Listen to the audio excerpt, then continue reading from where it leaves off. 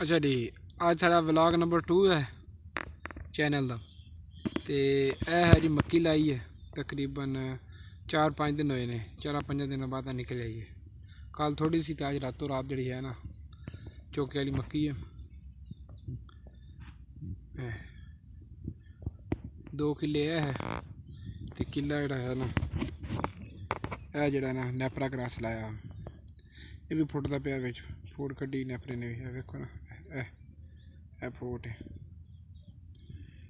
ये तकरीबन पानी लगेगा, उस तो बाद ठीक हो जाएगा। यह मक्की है, हम मक्की की मुकम्मल जी है ना तुहानू अपडेट मिलती रहेगी वीकली मंथली।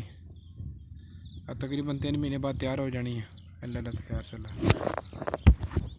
उस तो अलावा यह मक्की नू हो गया 1 महीना तो 2 दिन हो गए ने। अज यह मक्की लाई सी, ये भी चौके वाली है।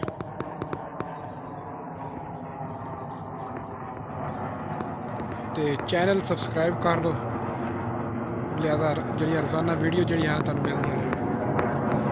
यह जरा बाग शाग अमरूदा का लगा है।